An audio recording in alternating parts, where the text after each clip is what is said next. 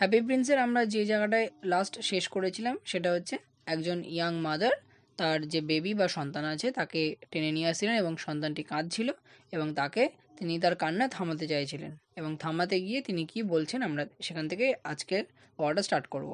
Young mother: I can not understand why you keep crying. আমি তো বুঝতে পারছি না তুমি কেন কেঁদেই চলেছ। Why can't you be happy.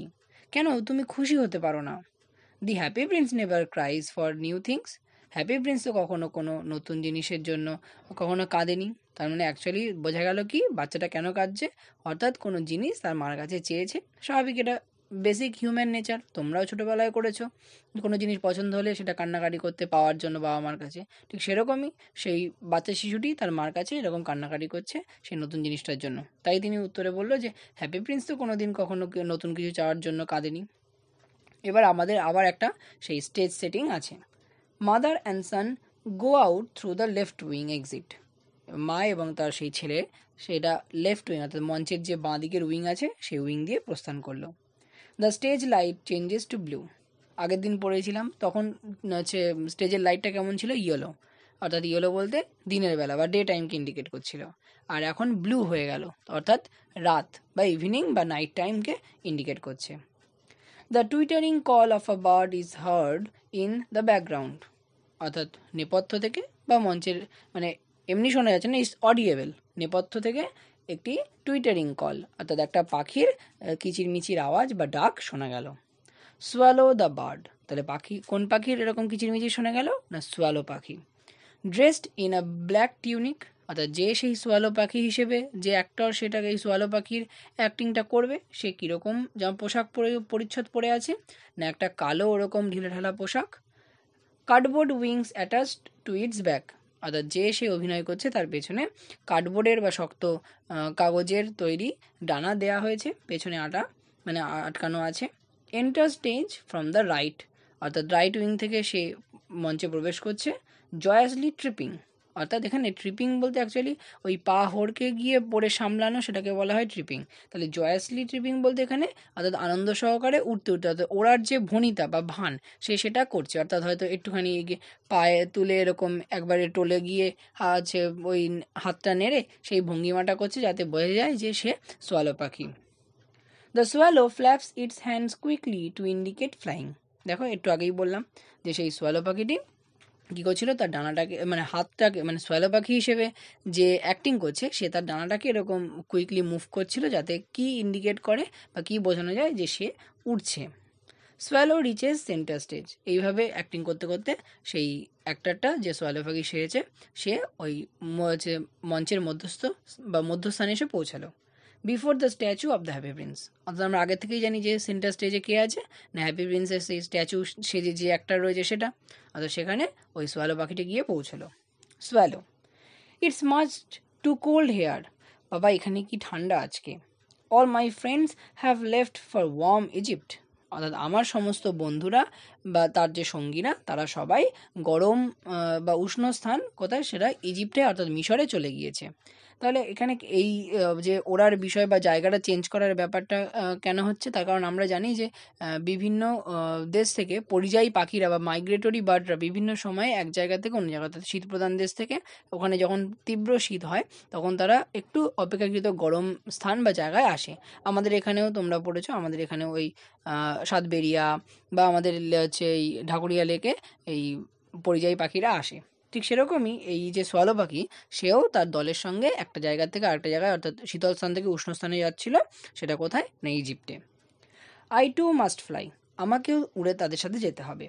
But two night, কিন্তু আজকের রাতের জন্য I will rest in this unknown town, এই অচেনা শহরে আজকে একটু রেস্ট নিয়ে নিই বা বিশ্রাম নিয়ে নিই। The shelter between the feet of this golden statue looks good enough, অর্থাৎ এই যে স্ট্যাচুটা, অর্থাৎ সে সেই হ্যাপি প্রিন্সের স্ট্যাচুর সামনে দাঁড়িয়েছিল, তাই এই হ্যাপি প্রিন্সের এই স্ট্যাচুর যে পা দুটোর মাঝখানে যে জায়গাটা, এটা রাত্রি কাটানোর জন্য একটা ভালোই জায়গা হবে। আবার একটা হচ্ছে stage setting. The swallow perches on the pedestal shape box, সেই সোয়ালো পাখিটি পার্চ, এই শব্দটা তোমরা আগেই পড়েছো প্রিন্সেস সেপ্টেম্বরে। তাহলে সেই পার্চ বলতে এখানে ধরে নাও বসাই, on the pedestal shape box, অর্থাৎ সেই বেদির মতো যে বাক্সটা ছিল যার উপরে হ্যাপি প্রিন্স দাঁড়িয়েছিল সেই হ্যাপি প্রিন্সের পায়ের মাঝখানে সে বসলো, holding a leg of the statue, এবং কীভাবে বসলো, কোন ভঙ্গিমায়, না একটা পা ধরে, and resting his head against his, এবং তার ওই পায়েতে ওই পাখিটি তার একটি মাথা হেলান দিয়ে রইল। Swallow jerks and jumps up suddenly after 5 seconds. 5 second পরেই সেই সোয়ালো পাখিটি মানে মানে কেঁপে হঠাৎ করে লাফিয়ে উঠলো, অর্থাৎ জেগে গেল কম্পন দিয়ে। কেন না, সোয়ালো কি বলছে দেখো, আমরা তার কথাতেই জানতে পারবো ধীরে ধীরে। I thought this golden room was good shelter. Golden room বলতে, কারণ আমরা জানি হ্যাপি প্রিন্সের যে স্ট্যাচুটা সেটা কী দিয়ে তৈরি, সোনা দিয়ে তৈরি। তাই বলছে সেই যে স্ট্যাচুর যে জায়গাটা পায়ের, মানে স্ট্যাচুর যে হ্যাপি প্রিন্সের দুটো পায়ের ফাঁকের মধ্যে যে জায়গাটা, সেটা খুবই একটা ভালো আশ্রয় হবে। But I am getting wet in the rain, কিন্তু আমি তো দেখছি বৃষ্টিতে ভিজে যাচ্ছি। The swallow sticks its neck out and looks upward. তারপর সে কী করলো, সেই সোয়ালো পাখিটি তার ঘাটটা বাড়ালো এবং ঘুরিয়ে ওপরের দিকে দেখলো। কি দেখলো না, বৃষ্টি পড়ছে কিনা সেটা। হি লুকস পাজেলড, কিন্তু সে ওপরের দিকে দেখে মানে একটু হতবম্ব হয়ে গেল। কেন না, সোয়ালো, এবার তারপরে সোয়ালোর কথায় কি দেখা যাচ্ছে, and yet the sky is clear, কিন্তু অদ্ভুত তো, আকাশ তো পরিষ্কার। ইটস নট রেনিং, বৃষ্টি তো হচ্ছে না। Swallow jumps up again as if a second drop of water had fallen. Swallow আবার এরকম কাঁপুনি দিয়ে জেগে উঠল যখনই মনে হলো যে তার গায়ে যেন দ্বিতীয় ফোঁটা, মানে বৃষ্টির দ্বিতীয় ফোঁটা হয়তো তার গায়ে পড়েছে। He now looks up at the statue, এইবার সে স্ট্যাচুর ওপরের দিকে তাকালো, and is amazed to see teardrops beneath its eyes, এবং সে এটা দেখে অবাক হয়ে গেল যে সেই স্ট্যাচুর চোখের তলায় বা চোখের নিচে জল গড়িয়ে পড়ছে। অর্থাৎ তাহলে তার গায়ে পড়া জলটা কি বৃষ্টির জল ছিল না, এই হ্যাপি প্রিন্সের চোখের জল। Swallow, who are you, why are you crying, তুমি কে, তুমি কাঁদছো কেন? Statue, I am the happy prince, আমি হলাম happy prince. I spend my life in a palace, আমি আমার জীবন রাজপ্রাসাদে কাটিয়েছি। নাও আই অ্যাম ডেড, এখন আমি মৃত। অ্যান্ড আ স্ট্যাচু, এবং তাই আমি একটি মূর্তিও হয়েছি। I stand in the middle of this town, আমি এই শহরের মাঝে অবস্থান করছি এখন। I can see the poor people, আমি গরিব লোকজনদের দেখতে পাই এখন। And all the ugly things in my land, এবং আমি যে জায়গার আগে রাজকুমার ছিলাম, অর্থাৎ এই অঞ্চলে যে রাজকুমার ছিলাম, আমার এই রাজ্য বা আমার এই এলাকার এখন সমস্ত কুৎসিত জিনিস আমার নজরে আসে বা নজরে পড়ছে। কেন এই কথাটা বললো, কারণ সে যখন আগে জীবিত ছিল তখন তো সে ওই রাজপ্রাসাদের বাইরে বেরোয়নি, আমরা সেই স্টুডেন্টদের কথাতে জেনেছি। তাই এখন বলছে যে আমি এখন সকল জিনিসই দেখতে পাই, গরিব মানুষদেরও দেখতে পাই, এমনি সমস্ত আগলি থিংস, বাজে জিনিস বা কুৎসিত জিনিসও আমার নজরে পড়ে।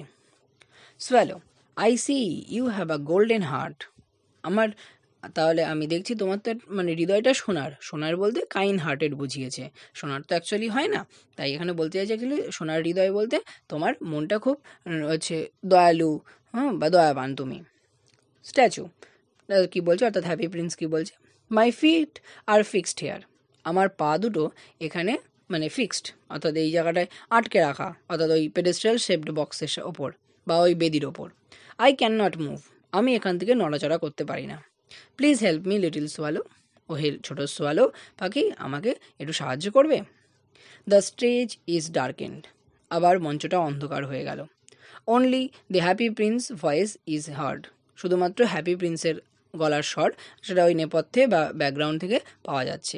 স্ট্যাচুটা কি বলছে, হ্যাপি প্রিন্স বলছে, there is a poor house in a little street, বলছে একটা ওই ছোট্ট রাস্তার পাশে একটা গরিবদের বাড়ি রয়েছে।